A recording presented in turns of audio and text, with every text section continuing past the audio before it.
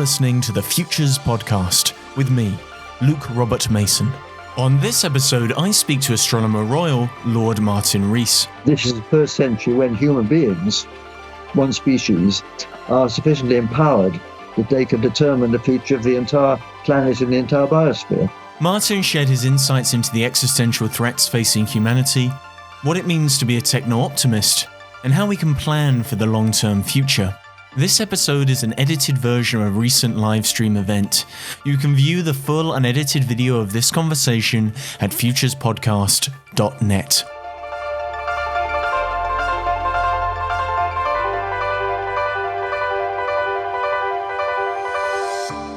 Now, according to Lord Martin Rees, humanity has reached a critical juncture. During the next century, we are likely to face a number of existential threats from cyber attacks, biotechnology, artificial intelligence, and climate change. Surviving these scenarios will depend on our collective ability to adapt to new ideas and to plan accordingly for tomorrow. In his recent book On the Future, he outlines some of the ways we might leverage science to solve our greatest problems whilst avoiding the dystopian risks. To do this, we must learn to think rationally, globally, and optimistically about the future. So Martin, I want to kick off by asking, what is so special about this century? Well, Luke, first, thank you very much for having me on your show. And I'll try and not be too unredeemably gloomy and say some cheerful things during the time. To answer your question, this century is special, even to an astronomer who is aware that the Earth has been around for 45 million centuries. This is still a special century because it's the first of those 45 million when one species, namely the human species, has the power to determine the future of the planet. And this is for a number of reasons. Firstly, there are more of us. The population is far higher than it ever was. And secondly, we are more interconnected. So if something goes wrong in one part of the world, it may spread globally. And that's certainly what we are seeing with COVID-19 at the moment. But thirdly, we are empowered by technology. So that even a few people have the power to cause massive disruption by cyber and bio attacks. So firstly, the environmental effect of so many people on the planet. Secondly, cascading globally because we're so interconnected. And thirdly, the empowerment of even small groups by these new technologies. Well, you describe yourself, Martin, as a techno-optimist, but a political pessimist. What do you mean by that? Well, I'm a technical optimist because, of course, we know how wonderful these technologies are. They've made everyone in the world healthier, living longer, reduced infant mortality, and all these things, and enriched our lives in amazing ways. And certainly the population of the world now, which is about 7.8 billion, couldn't all be fed had we not developed far better technology and better agriculture over the last 50 years. So certainly it's very positive that we have these developments. But the problem is that they can be misused. The stakes get higher because of these technologies being so powerful. As far as the population is concerned, we are in nation states which compete with each other. And if we want to avoid the downside, well, let's take climate change, for example. We all know that if we go on as we are now, there will be dangerous climate change in the second half of the century, and we've got to do something about it. Everyone knows this, but it's very hard to get politicians to take actions now when the benefit accrues mainly to people in remote parts of the world decades ahead. They've got an urgent agenda.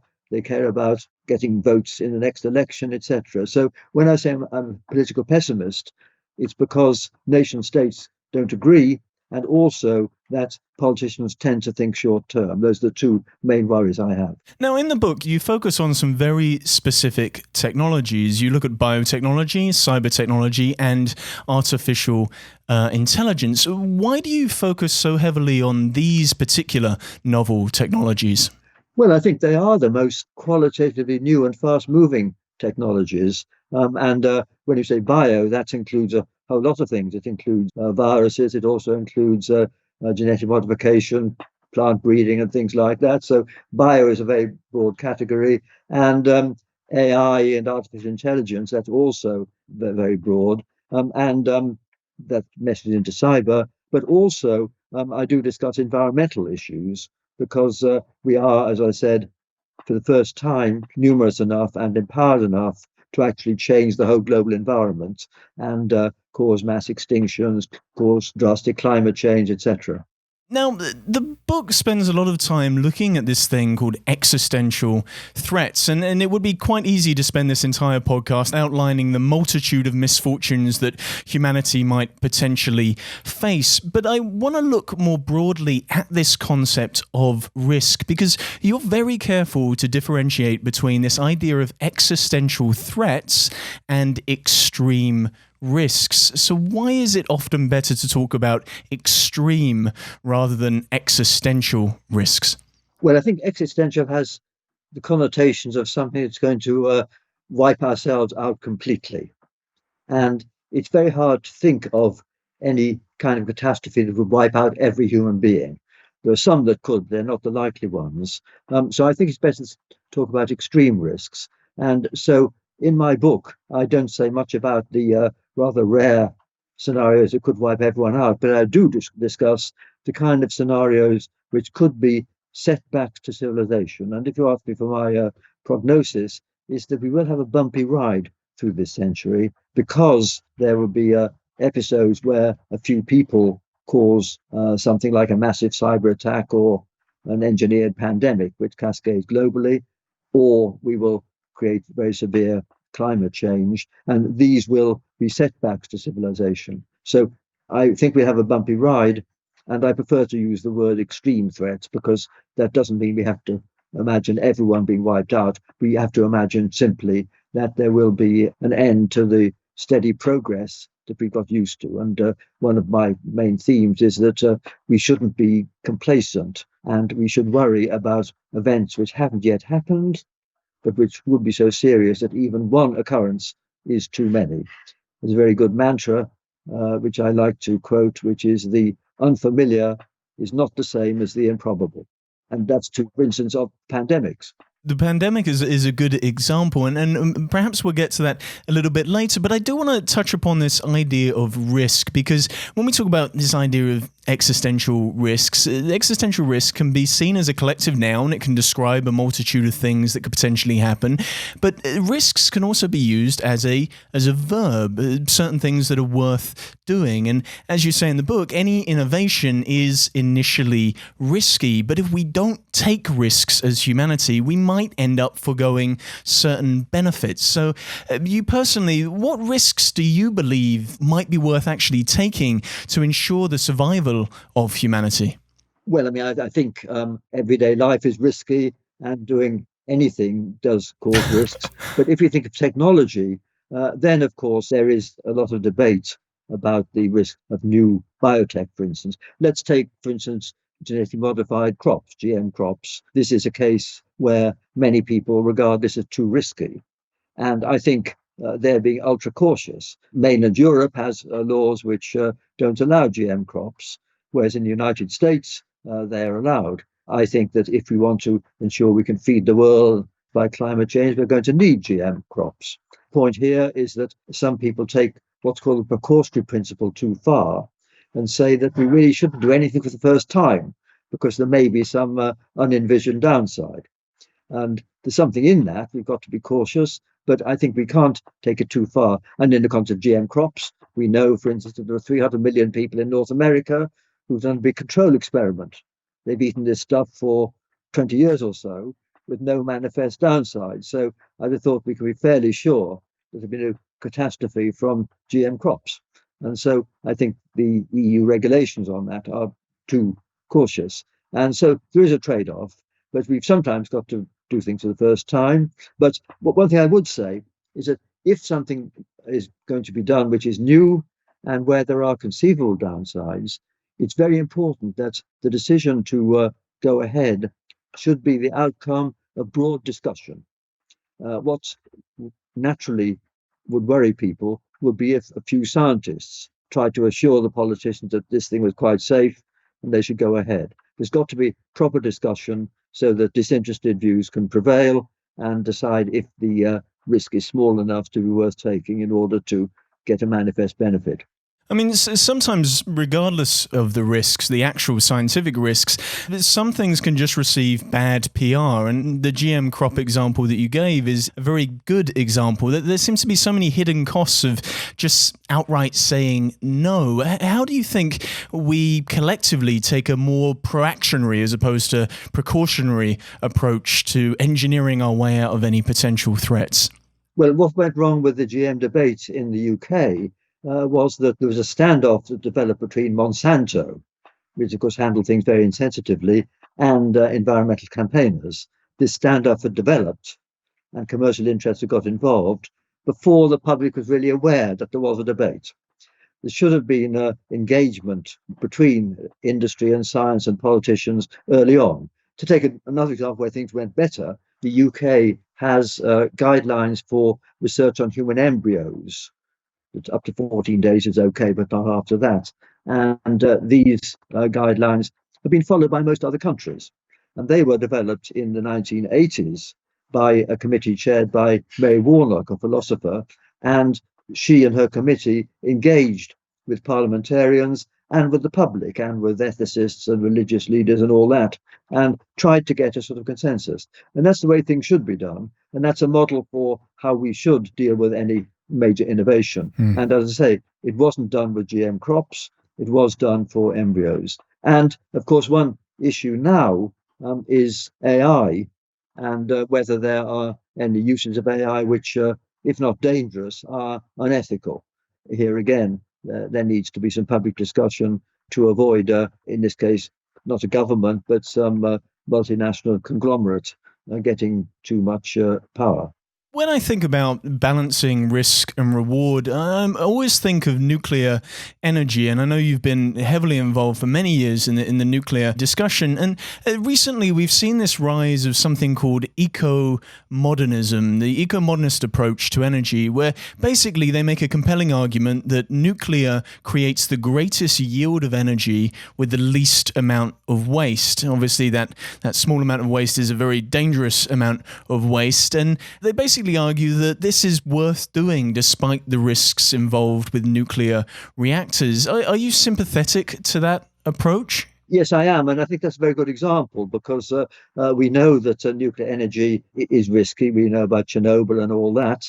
I think the risks have been exaggerated because the number of people killed by radiation dosages from leakages is very small. So I think there's an exaggerated response to, for instance, the Fukushima disaster in Japan, but certainly there are dangers. We should worry about nuclear power stations spreading worldwide because of the risks of things like Fukushima, and also, of course, because of the linkage with nuclear weapons proliferation, unless we have a very powerful international body to control the enrichment of uranium, etc. I do think myself that when we think of how we're going to provide energy for the world in a way that doesn't produce carbon dioxide, we're going to make a lot of use of wind and solar energy and one or two niche sources of energy like tidal power around the UK, things of that kind.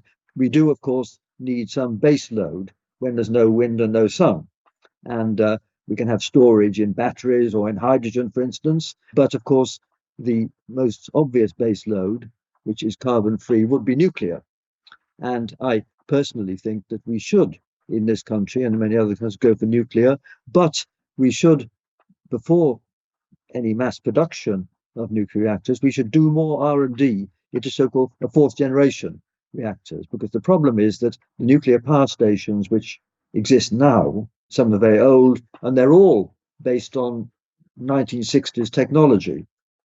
There's been very little R&D and new ideas, but there are lots of possible new designs, including what are called small modular reactors, which can be flexible, can be made in a factory and then moved on the back of a lorry to locations and things like that. And I certainly think that as part of the energy mix, we ought to have R&D into these forms of fission energy, which are cleaner and safer than the ones on which the existing nuclear power stations depend. And of course, I think we should spend up to several $billions a year, in my view, on fusion. because that's a long way away, perhaps. But in the context of energy, which the world is spending $5 trillion a year on, or thereabouts, we should surely be spending a few $1 billion a year on ways of exploring how fusion energy could actually work.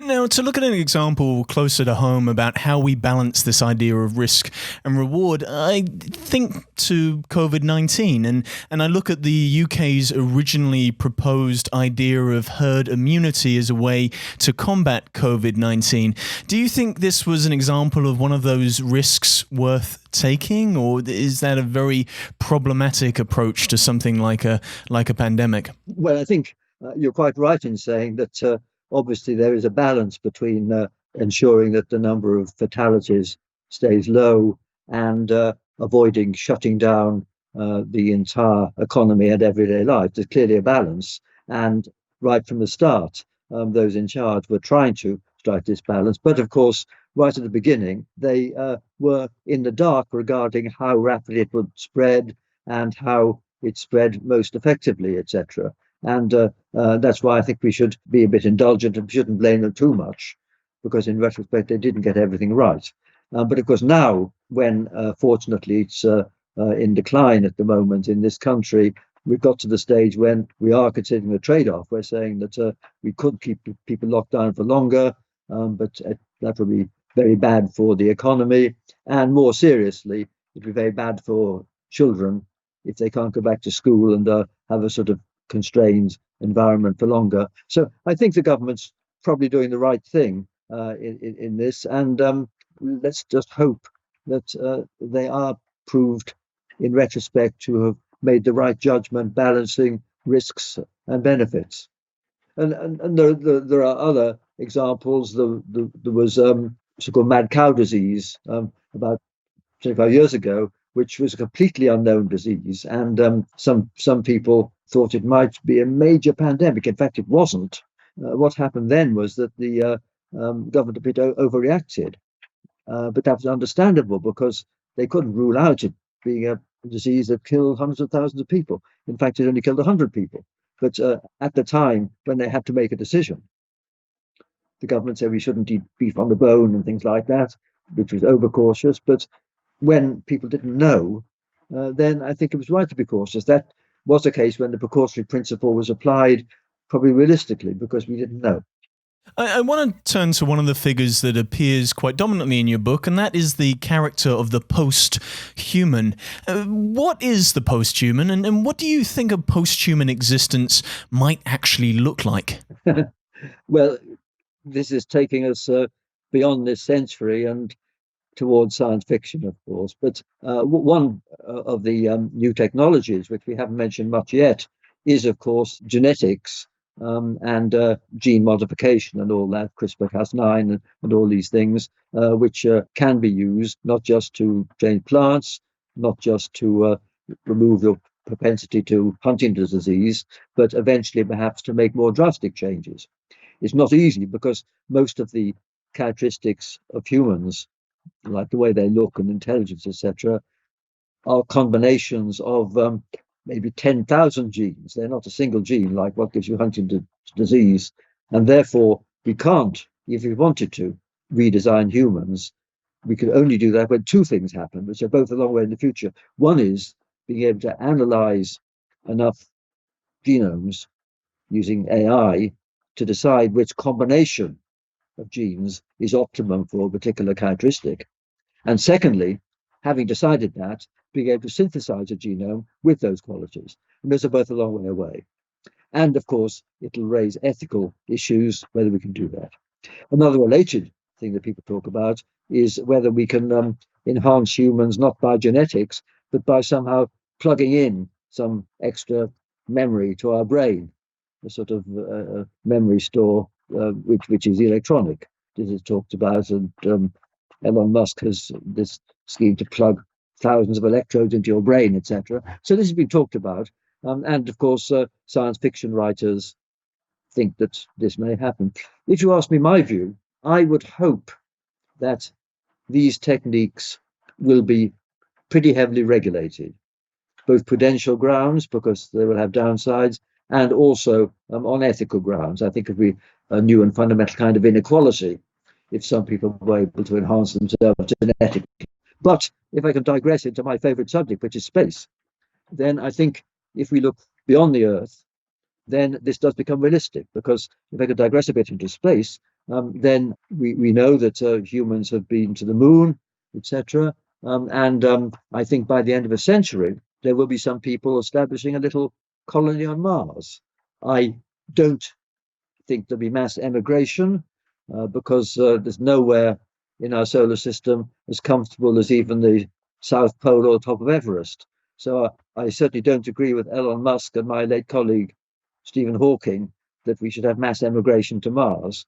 No one will want to go, and dealing with climate change on Earth is a doddle compared to terraforming Mars to make it habitable. So mass emigration is off. But on the other hand, I think that there will be some people who will go to Mars, and I think they'll be funded not by governments, because governments are risk averse when they're controlling the lives of civilian astronauts, so that makes anything they do expensive. But I think these are private companies like Elon Musk's SpaceX and Jeff Bezos's Blue Origin. These companies are going to be able to take high risks by launching adventurers into space, even if there's a 10 or 20% chance of failure. Do you think it'll be humans? I mean, what gives us the original definition of the cyborg is the essay by Kleins and Klein, where they were looking at what we'd need to do to the human body in order to survive an extraterrestrial environment. And they were talking quite specifically about space, redesigning the body for a new environment. But do you think it's actually going to be our biological body as it is evolved here on Earth that's going to go to space? Or do you think we're closer to sending perhaps robots that we can later use as avatars? And what we'll end up doing is not sending our physical bodies into space, but we'll end up sending our minds. We'll communicate with these robotic avatars and control them and get the experience of being on this other planet, but our physical body can stay here on terra firma. Yes, well, I mean, that's one scenario, but what I would say is that supposing a few crazy pioneers form a little colony on Mars, and they have one-way tickets, so they have to settle there, okay, then they will find themselves ill-adapted to living on Mars, because we're adapted as humans to live on the Earth, but it's very different. And so they will have every incentive to use these techniques, which will indeed be genetic modification and perhaps also, as you say, cyborg modification, to adapt to this hostile environment. And they'll be away from the regulators, who I hope are going to constrain this being done here on Earth. And so within a century or two, then there will be these people on Mars who will be very different from us. And as you say, it could be that they will download themselves into robots, or there will be robots of intelligence at least comparable to humans. And then those robots, or those electronic descendants of human beings, they won't want an atmosphere. They may prefer zero G, so they will go off into space. And if they're electronic, they'll be near immortal, so an interstellar voyage won't be daunting to them. So that's a scenario for the far future, I think, that there will be electronic entities which will spread through the solar system and beyond. And I think although we want to, in my view, go slow on modifying human beings on the Earth, it probably will happen.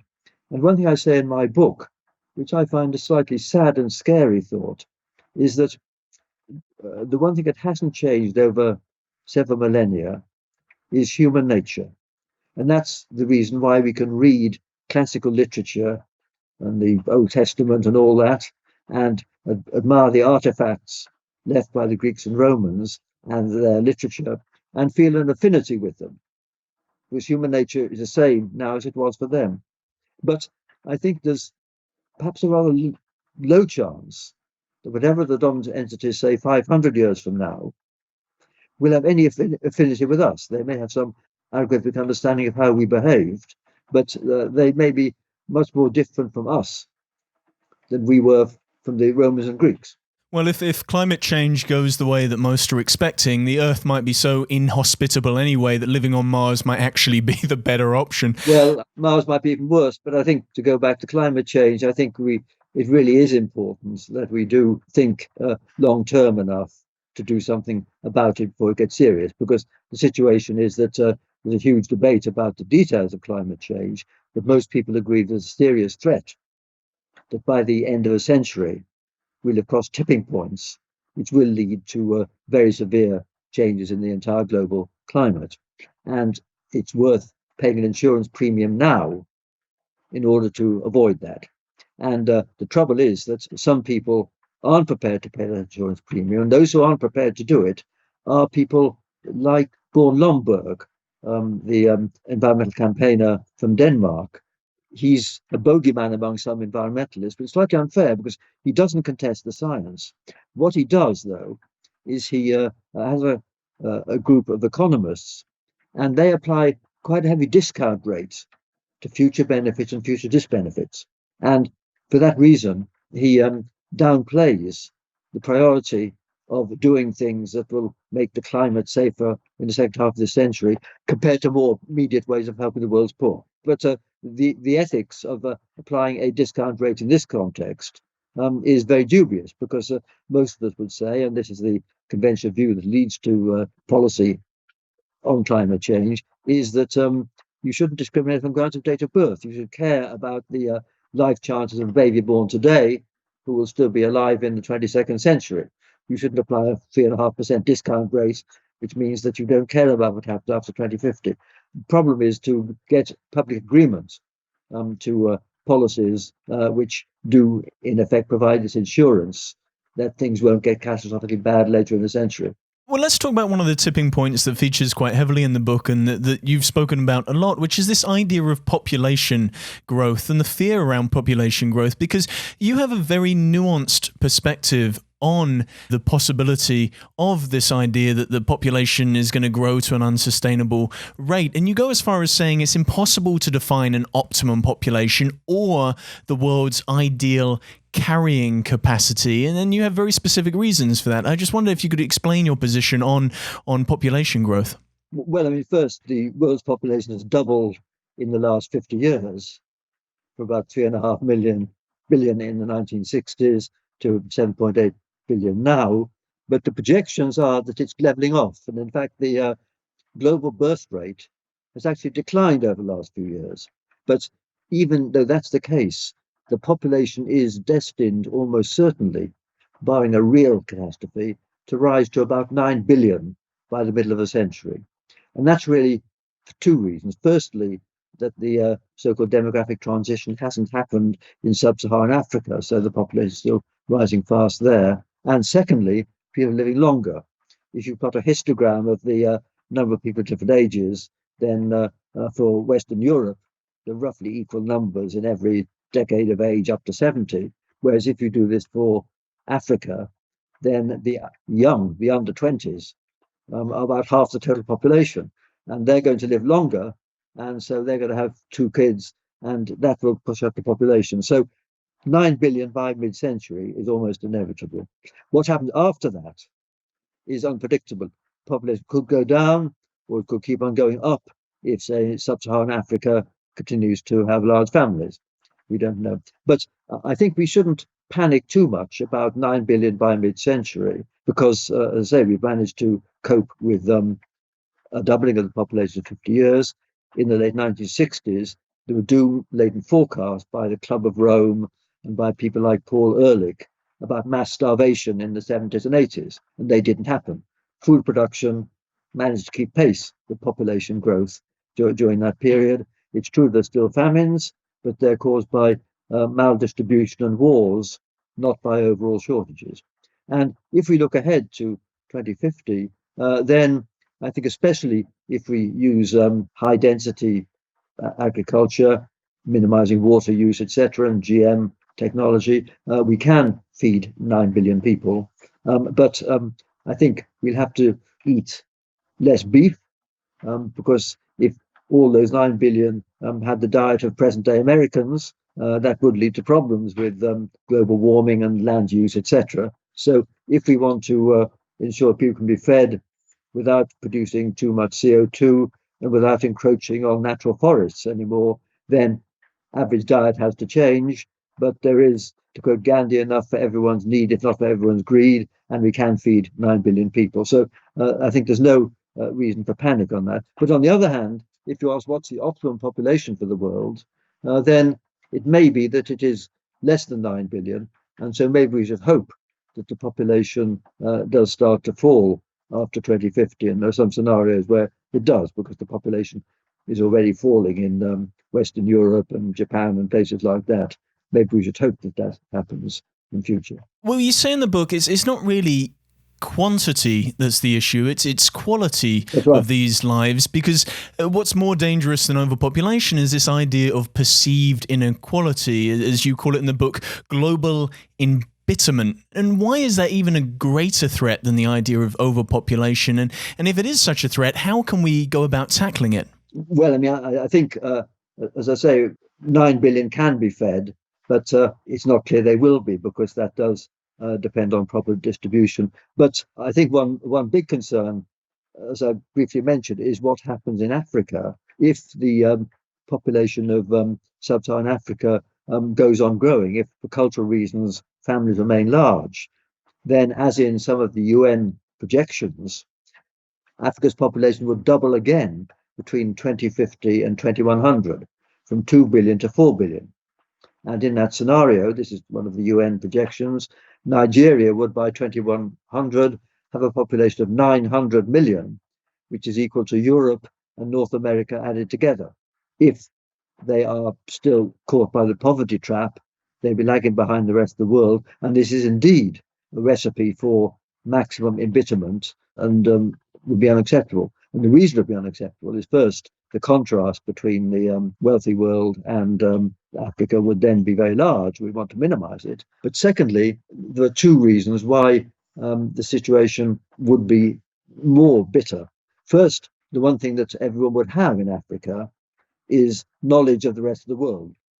They will have internet, they will know what they're missing in a way that they didn't 100 years ago. So that's one thing. And secondly, they can't develop their economy in the way that the East Asian tigers did, for instance, by cheap manufacturing, because with robotics, manufacturing of that kind is being, in the jargon, reshored back into prosperous countries. So the countries of the Middle East and Africa, which need economic development, they can't track what was done in Vietnam, Taiwan, and places like that. And this means that, in my opinion, if you want to have a fairly peaceful world in the second half of the century, then we've got to ensure that Africa and other regions don't lag behind. We need a mega version of the Marshall Aid Plan, whereby the United States helped out Europe 70 years ago after World War II.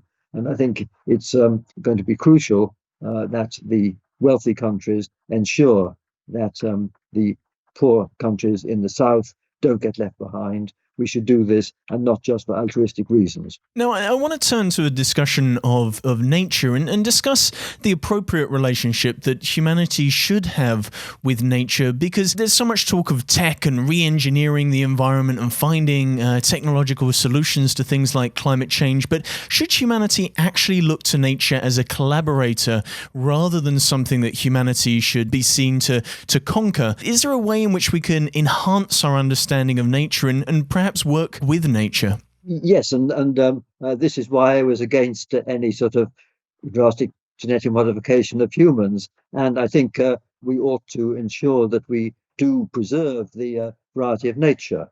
And this is not just because plants in the Amazon rainforest may genes that are useful to us, not just for other reasons of human benefit, but because the variety of the natural world, the amazing beauty of nature, is something which many of us feel has value in its own right, over and above its importance for us as humans. And so we should preserve it.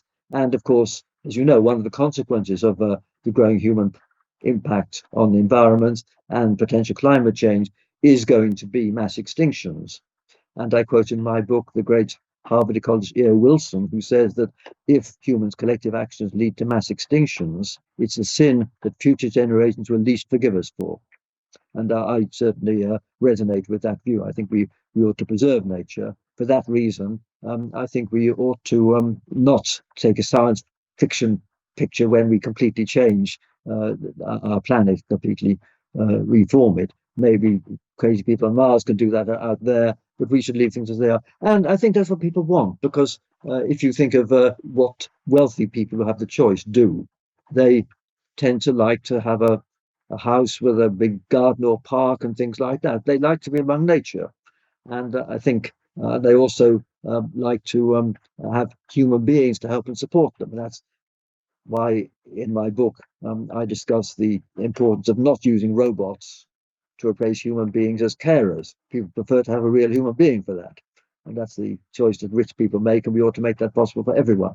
So I think that we want to realize that as human beings, we have certain values, and we value the natural world, we value other human beings, and we don't want those things to change too fast. Again, would you agree with the sort of eco-modernist perspective that it is better to rewild the earth rather than re-engineer the environment? Because it feels like nature is one of those things that already works at a global scale. It works irrespective of geopolitical borders. And do you think that if we just handed back 50% of the earth to Mother Nature, that she would just sort out the rest? Well, we could, but we must be too romantic, because, of course, I think many of us cherish the British landscape, which is very beautiful. But of course, that's in a sense artificial. 2,000 years ago, the British landscape had a lot more forest, etc., and wasn't in many ways as beautiful as it is now. So I think it's not always the case that an artificial landscape is less good than natural landscape. I think we could say that much of the British landscape, which many of us appreciate, is in fact artificial. So what we've got to ensure is that it is one which actually enhances nature rather than destroys it. To take it one step further, the nature was here long before us, and it really understood the networks that were required to allow for this planet to give rise to things like life. And do you think nature does a lot better job at understanding the intricate networks that allow for life to emerge rather than human beings? Do you think we're always going to be subservient to nature, or always have a better understanding of this thing than us? Well, I think you're sounding well like James Lovelock and Gaia. That's not such a bad thing. Indeed, that's right. And of course, as he would say, that the planet can look after itself, but that doesn't mean that what will happen will be good for humans. And I think as humans, we're entitled to consider our species and our survival, which may not happen in some scenarios which are good for the rest of the natural world. But we should surely have the knowledge and empowerment now to create a habitat which doesn't lead to massive extinctions, and which is something we could admire, and which doesn't destroy all the forests, etc. So I think we can have a symbiosis with nature which leaves space for human beings to nourish their lives.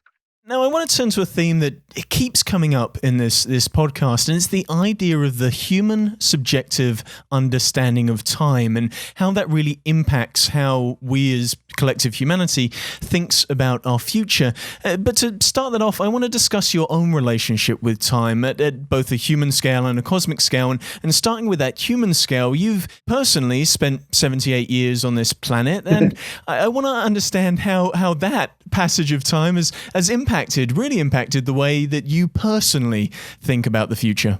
Well, I mean, I think obviously, if you get to your 70s, you do have a different perspective on life. You look back on all the mistakes, etc., and realize the extent to which any good luck is pure luck. This is why, incidentally, I've become ever more egalitarian in my views, because as I've lived long enough to follow people's careers, I've realized more and more how their success in a sort of commercial or careerist way is almost uncorrelated with their ability or the importance of their work. And I've just realized that more and more. That has made me even more committed to a more egalitarian world than we have in this country in the future. That's one thing. But of course, we've got to think on longer time scales than ourselves. One thing that we do as human beings is surely appreciate the heritage of centuries past. We benefit from what the Victorians did in their structure, and we ought to ensure that we leave for future generations not a depleted and hostile planet, but one which is at least as good as the one we inherited. I think so. We've got to think in terms of a multi-generational welfare. And incidentally, there's a interesting apparent paradox here, which I discuss in my book. I talk about the cathedral builders. I go to Ely Cathedral, which is only about 12 miles from where I live, and think of the people who built that about 800 years ago. They were people who, on the whole, had never travelled much beyond the Fens. That was their world. They knew of nothing beyond Europe. They thought the world would only last about 1,000 years, but nonetheless, they built a cathedral that wasn't finished in their lifetime and which still inspires us nearly a millennium later. In contrast, we don't think very much about leaving a legacy for future generations, even though our horizon is measured in billions of years and we have a global conception which they didn't have. And the reason for this, actually, and the reason it's not so paradoxical, is that the Middle Ages were an era of slow change. And so even though the people didn't expect that the world would last more than 1,000 years, perhaps, they thought nonetheless that their children and their grandchildren would have lives rather like theirs, and they therefore appreciate the finished cathedral. So they were prepared to plan long term. The problem now is that even though we're all aware, and astronomers in particular are aware of the billions of years that lie ahead, we can't predict with confidence what things will be like 50 years from now, because change is so rapid. And some of us therefore take that as an excuse for not ensuring that there is good life for people 50 years from now, because we don't quite know what we should do to ensure it. So the rapid change is something which makes long-term planning harder now than it was for the Middle Ages. Well, it does feel like this idea of cathedral thinking is beginning to re-emerge, especially under the climate movement, but it has a new neologism. It's called intergenerational obligations. This idea that we have to consider the rights of those who aren't yet born, the possible people. I mean, how do we do that? Well, I mean, I think ethically we should. And we're saying that if we do that, and if we care about the life chance of a baby born today who'll be alive at the beginning of the 22nd century, then we ought to be prepared to pay a big insurance premium to eliminate the probability of a serious climatic disaster by the end of the century and tipping points being crossed, etc. So I think we've got to do all we can to reinstate long-term thinking, certainly, as you say, in the context of climate, where if we do things wrong in the next 20 years, then future generations will curse us because it'll be too late for them to actually reverse the global heating that will be happening then. So I think we do have to instill, as far as we can, and draw on religions to help us, this long-term concern. And this is really a consequence of what I said at the beginning, which is that this is the first century when human beings, one species, are sufficiently empowered that they can determine the future of the entire planet and the entire biosphere. We have a new responsibility. I wonder if there's something that we can learn from religion here, because I look at your accommodationist approach to religion, where although you don't necessarily believe in a God, you're happy to engage with the culture of Christianity. And I wonder if religion had something there. I wonder whether your accommodationist approach to religion is because you recognize religion's ability to garner some form of consensus when it comes to thinking about the future. In other words, do you think we could all do with a little more faith that we're going to make it through?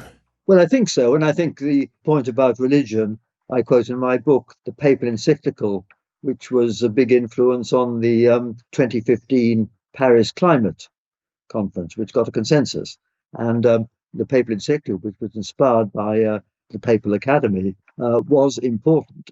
And he got a standing ovation at the UN, and this had a big influence on his billion followers in Latin America, Africa, and East Asia. Whatever one thinks of the Catholic Church, and the many things that we may not support, there's no denying that its global reach, its long-term view, and its care for the world's poor. And so I think the religions do remind us that we are just one generation of many, and they do instill long-term thinking so that we don't discount the future in the way that economists normally do. And they also make us perhaps care about the rest of nature. I want to return to these concepts of time and how our thinking about time really does affect our thinking about the future. And it feels like in the modern world today, we have this dominant narrative, this dominant concept of lineal time. And lineal time has really informed our modern understanding of progress, that lineal time, that there's the past, the present, and there's a potential future. That future, in the case of lineal time, always feels like it's going to be better than today. And also, lineal time really has informed our belief that there's an inevitability of an endpoint. The story has to end at some point. What do you think the effect of this concept of lineal time has had on our perception of how we think about the future? Well, I think they're two separate things. One is we are lulled into complacency if we think that there'll be continuing improvements. There can be steady improvements for a decade or two or more, and then some sudden catastrophe. We know the mini versions of this in the stock market, where it goes up for 10 or 20 years and then sudden decline. And we have disasters like the present pandemic, which are set back by a few years. So we've got to realize that there are these setbacks, and we can't expect continuing improvements for more than a decade or two. The main theme of my book is the stakes are getting higher because there's a new class of disasters that cascade globally. But of course, the other point, and again, speaking as an astronomer, is that the time lying ahead is enormous. We know that we are the outcome of nearly 4 billion years of biological evolution from the first protozoa, as it were, by Darwinian selection.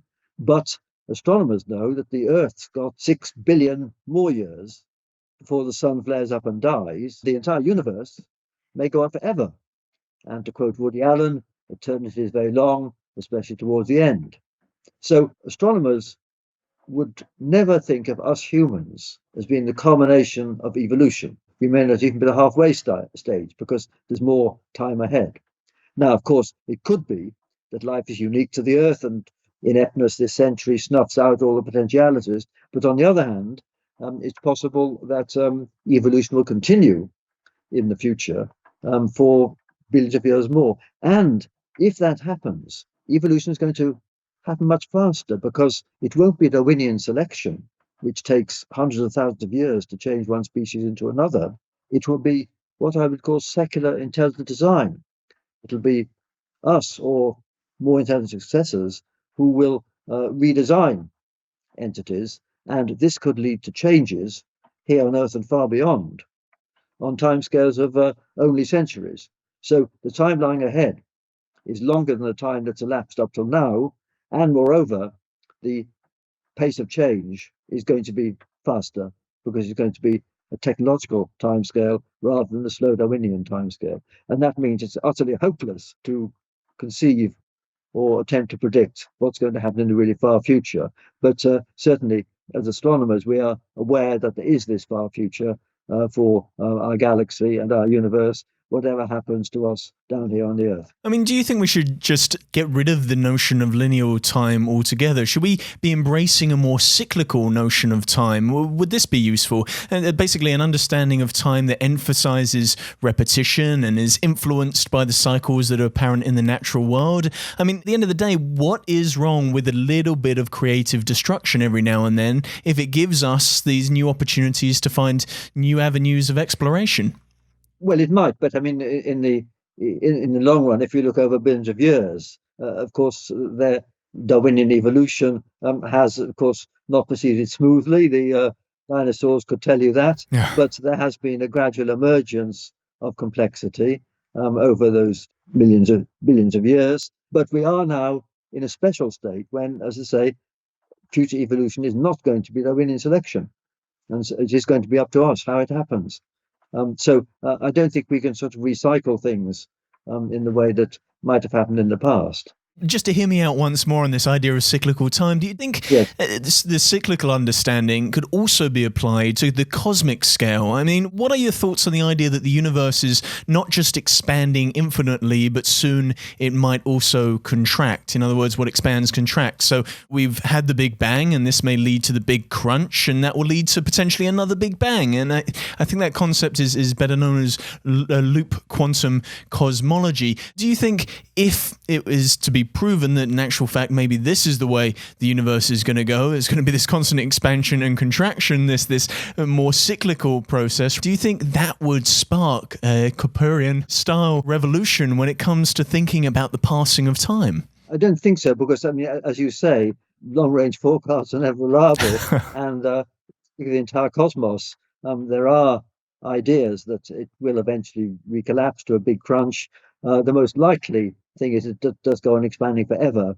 But in any case, we are talking there about timescales far longer, millions of times longer than human history. And so not, I think, relevant to the way we think of ourselves as humans. So I think there's such a big disjunction between the timescales that cosmologists think about and those that even the most far-sighted politician or priest thinks, that it doesn't really help.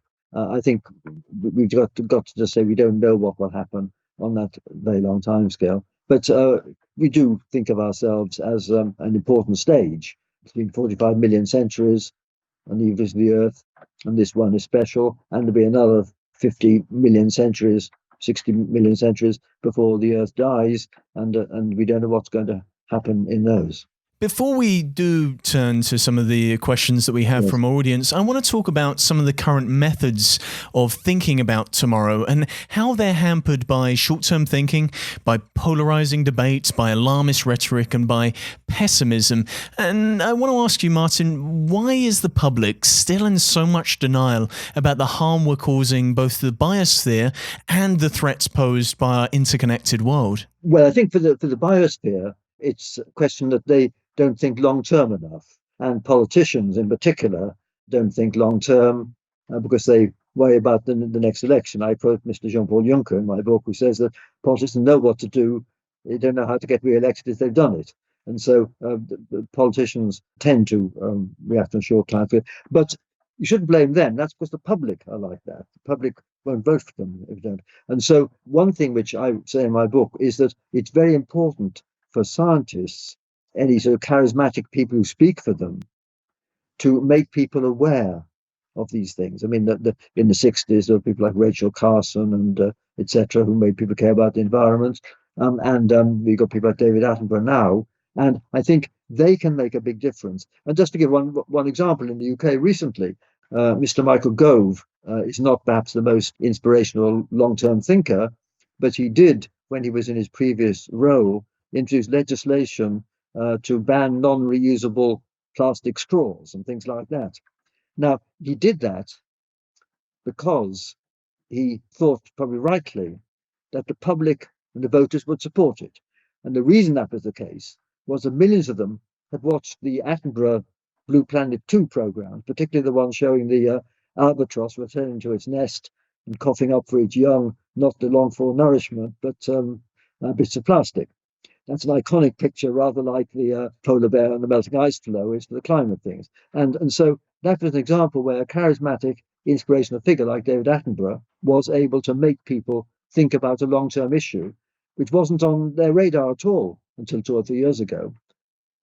People didn't talk about plastic in the ocean, whereas that's become a serious issue. The same is happening, but not enough for climate change. The campaigns and demonstrations, especially by young people, are to be welcome because they are making people think long term. Scientists themselves can't do it without getting the public on side, and the politicians will only respond if they think the public and voters will support them. And that's why the Pope in 2015 and our secular Pope David Attenborough more recently have been so important in raising public consciousness of these long-term issues. But the public also has to make an informed decision, don't they? It's one thing to appeal to their emotions, but it's another thing to actually educate them on the real science. And how do we enhance both the public and the political discourse over long-term scientific and global trends? Because even if we just look at what happened with COVID-19 and some of the response that the public, especially in the US, has had, it often seems like, despite the science, people just follow the route that they want to take. Well, I mean, I think that's true, and there is widespread ignorance of even basic science. You don't need to be an expert in science to understand these things, but you need to have a feel for science. But incidentally, I think scientists sometimes complain too much because we should bemoan ignorance in all areas. I mean, it's sad if people don't know the difference between a proton and a protein and don't understand basic features of climate or anatomy or disease and things like that. But it's equally sad if they don't know the history of their country, because that's important if you want to make an informed judgment. So I think we've got to hope that basic knowledge is more widespread, so public debate, which is crucial in a democracy, gets above Daily Mail slogans. And it will only do that if the public has at least some feel for science. But as I say, it's equally important that the public should have some feel for the history of our nation and should be able to find South Korea or Libya on the map, which many can't. I mean, how do we apply that to our thinking about technologies and the decisions we make over which technologies we should accelerate and which technologies we should responsibly constrain? Because, again, it feels like the ability to make an informed decision is often hampered by monetary incentives, for example, and those monetary and incentives of shareholders of certain technological companies often outweigh the greater good for humanity. So how do we make those sorts of informed decisions when it comes to the application of some of this science? Well, I think we do need regulation. I mean, going back to biotech, for instance, we do need regulations on grounds of safety and on grounds of ethics of certain technologies. My worry about that is that there are some technologies that are dangerous, and we want regulations globally, but enforcing regulations globally in biotech, for instance, is as hopeless as enforcing the drug laws globally or the tax laws globally. And that's why I do worry about the misuse of biotech, etc. Also, we need powerful international bodies which can enforce these regulations, and of course in dealing with large multinational conglomerates as we have in the IT arena, clearly it's got to be some international regulation of them, and we don't yet have that, but that's what we need if we want to minimize the risk of really disastrous downsides of the new technology. And it is difficult because in the case of nuclear, which you talked about earlier, nuclear facilities to make nuclear bombs are large and special purpose, and it's possible for the International Atomic Energy Agency to regulate them. But of course, the kind of experiments that could be dangerous or unethical in biology can be done in a small dual-purpose lab, of which there are many. So it's harder to enforce regulations in that arena. And similarly, cyber attacks of growing impact can be carried out just by few people, even a loner. And so I do think we'll have a bumpy ride because it can be hard to prevent a few people misusing these powerful technologies. And I like to say that the global village will have its village idiots, and they will have a global range. And if we want to cope with that, we have to contend with a tension between three things we want to preserve: liberty, security, and privacy. One of those has to give. In China, it's privacy that's going to give. In the West, it may be something else. But I think if we want to ensure that when the stakes are so high, we bring down to a reasonable low level the probability of some bad actor causing catastrophe, we do have to worry about how we can have adequate surveillance. Do you think there's a methods issue here when it comes to thinking about and trying to predict the future? Now, I should probably just make it very, very clear to our audience that you're an astronomer, not an astrologer. Those are two entirely different things, and one happens to deal quite a lot with trying to predict the future. Because in the current century, it feels like futurism has become a data based science. We seem to be obsessed with modeling the present and the past to try and work out what might happen in the future. But what if we end up making false assumptions about our future based on very limited data in both the past and present? Do you think there's an issue here, an underlying issue with our methods for how we try to understand, look at, and eventually predict the future? Well, of course, I'm a scientist, not an astrologer, and scientists are pretty rotten forecasters. All I'd say is they're not as bad as economists, but they can't be reliable. And even with very good data, then, as you say, one can't make confident forecasts very far ahead. So we do have to live with uncertainty and do our best to cope with it. And we've got to, in my view, explore scenarios for things that might happen, things that might go wrong, and prepare against them. And the centre I'm involved in Cambridge, called the Centre for Studying Extreme Risks, is concerned to give more attention to these high consequence, low probability threats, which tend to be not studied enough. There's lots of study of risks like carcinogens in food, cutting down road accidents and things of that kind, but not enough to these major events. And we saw in the case of the COVID-19 that we weren't adequately prepared. We didn't have the adequate equipment to deal with it, whereas in retrospect, it would have been a reasonable investment, given that no reasonable person would have thought that the probability of such an event was lower than, say, once per 20 years. Talking about exploring the multitude of possible scenarios for the future, do you think science fiction has an important role to play in preparing the public for what could potentially be possible?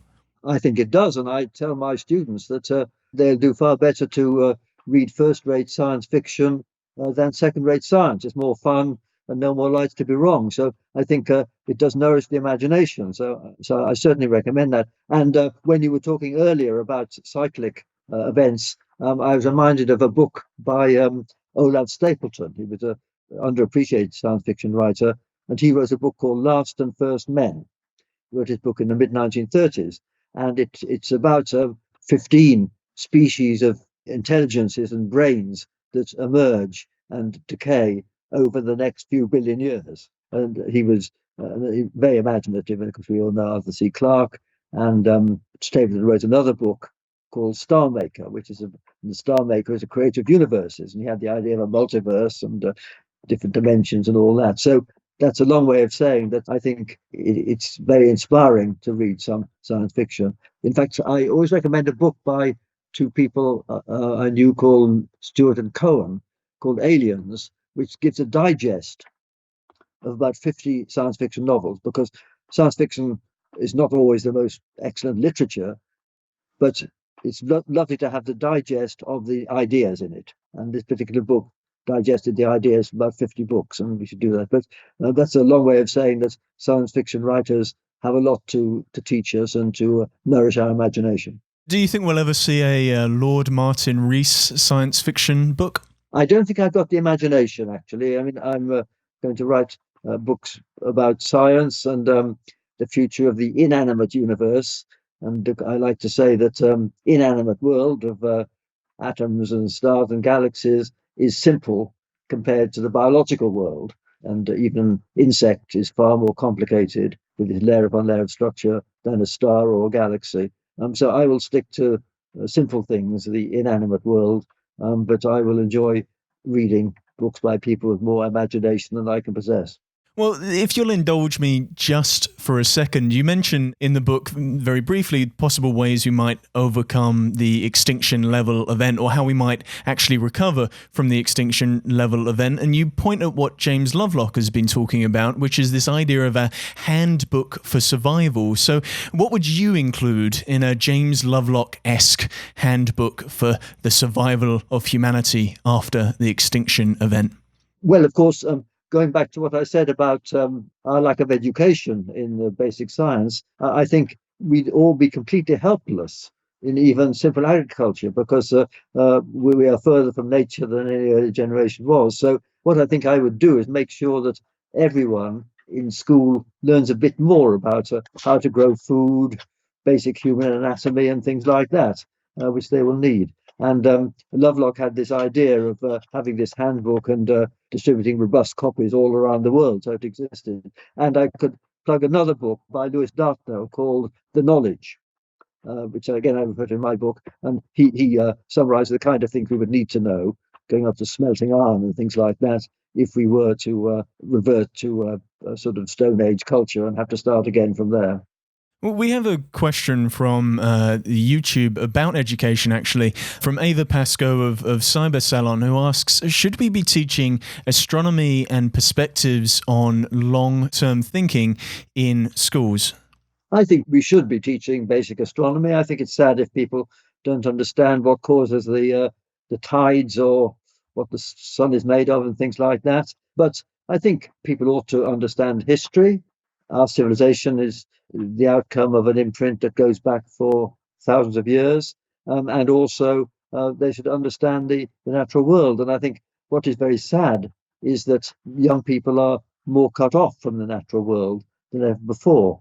And incidentally, I gave a talk at a science festival recently where I made the point that the fact that the technology that young people use today is so elaborate is itself an impediment to getting them keen on science. Because when I was young, you could take apart a motorbike engine or simple radio, something like that, and put it together again and understand how it works. Whereas the gadgets that young people use now, smartphones and things like that, you can't possibly understand how they work. And if you take them apart, you can't put them together again. So I think if you look at the careers of most people of early generations who ended up being scientists or engineers, they were sort of tinkerers when they were young. And going right back to Newton, who made models of windmills and clocks, the high tech of his time. And also biologists looked at bird nests and things like that. And young people now can't understand the technology their everyday life depends on. And they've probably never seen a bird's nest in many cases. And I think it's rather sad that education doesn't give people the opportunity to engage with the natural world now. And of course, if they did, then they might value it more and think longer term.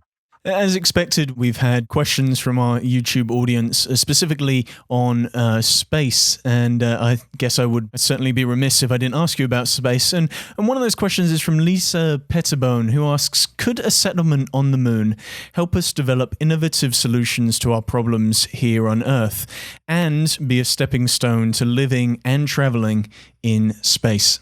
Well, the answer is it could be a stepping stone, but as I say, I'm not enthusiastic about massive evacuation of the Earth to live in space because we're not suited to it. We should realize that as robots and miniaturization get better, the practical need for people in space, even to do mining or build large structures on the moon, is getting weaker. As an astronomer, I hope there will be a big radio telescope on the far side of the moon, where there's no radio background from the Earth. That could be assembled by robots. And so I think we can make use of space for technology, but we can also do industry in space. We can have huge telescopes in space, Gossamer Thin, built under zero G.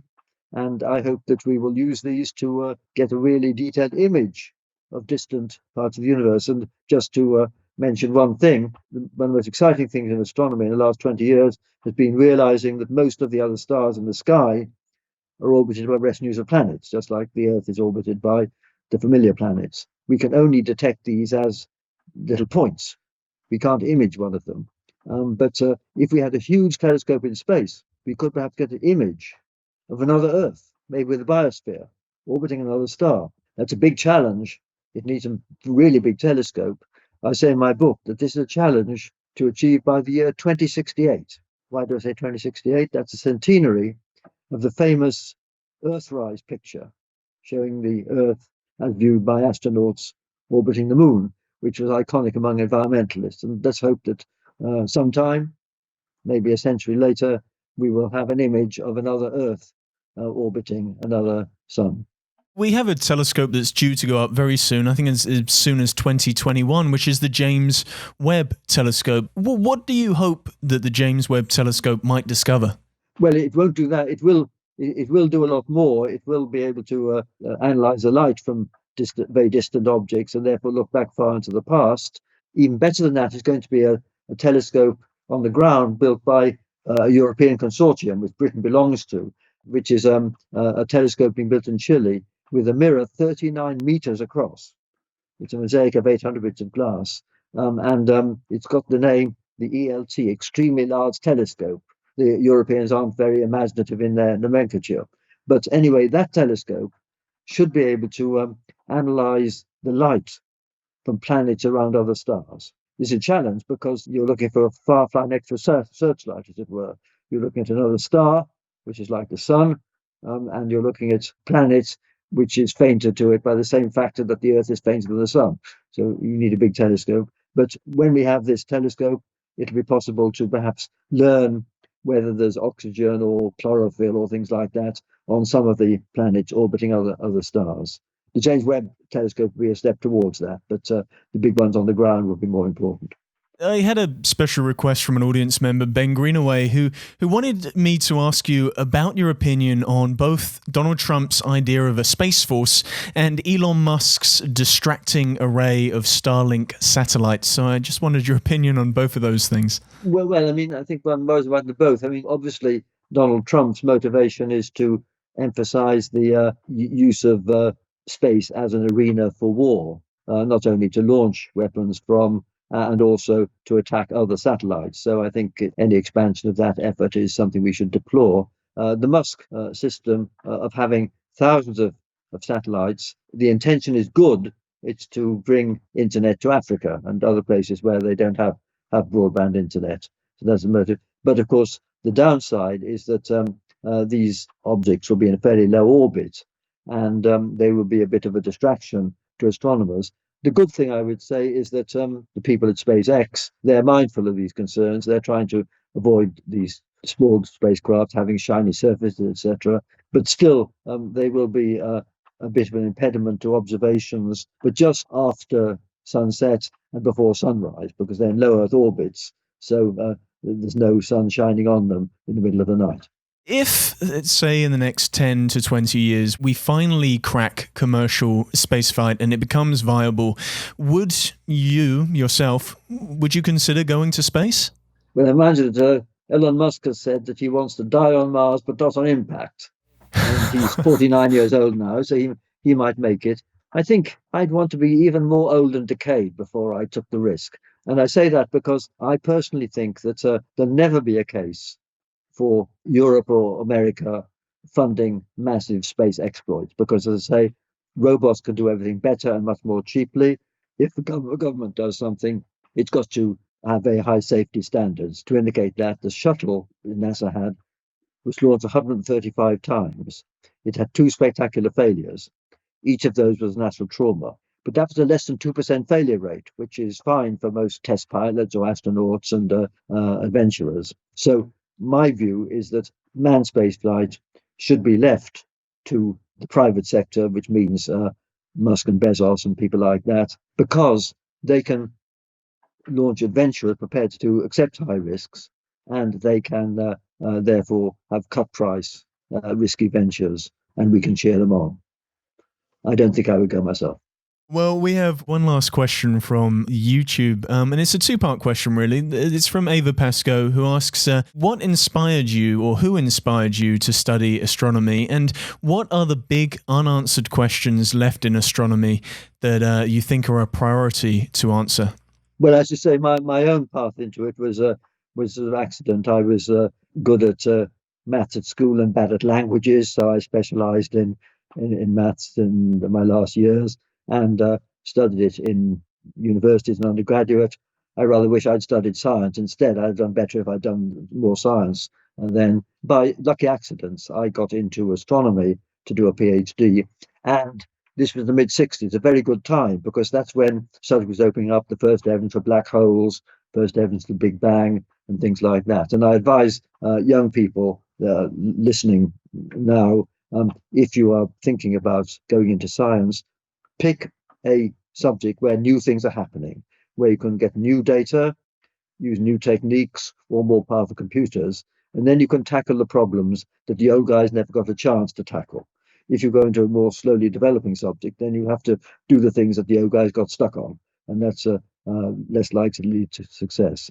But the good thing I would say is that although the 60s were an exciting time, the most recent 5 years have been just as exciting. We had very exciting developments in planets around other stars, which I mentioned, more evidence on the Big Bang, and more on dark matter, etc. So I would say that the subjects develop very fast, and as in all of science, as the frontiers advance, then old questions get settled and new questions come into view which couldn't have been posed beforehand. So, and the periphery gets longer, so there's more and more to do. So it's a great subject, and it now links together with geology and biology if we think about exoplanets. So that's a long answer to say that I got into astronomy just by a chain of accidents, and I've been lucky that it's been a subject which has developed fast, and also it's a subject which has a wide attraction to the public, and also an unambiguously positive image. I mean, people are slightly ambivalent about nuclear science and genetics because it can be used for good or ill. But I think if you do astronomy or evolutionary biology, then I think the public is surprisingly interested, and I'm always gratified that the public is interested in these subjects. The question that I'm most often asked, we haven't got round to in this conversation, is there life out there already? That's what really grabs people's interest. But that's indeed a very important question. It feels like we're understanding more and more about the world through science and about just the nature of reality itself. But there are some challenges that come with imagining the unimaginable, and part of that is a built-in human limit to our understanding. Do you think there's some things that we will just never know because they're beyond the power of the human mind to grasp, or will these concepts eventually be grasped by things like artificial intelligence, for example?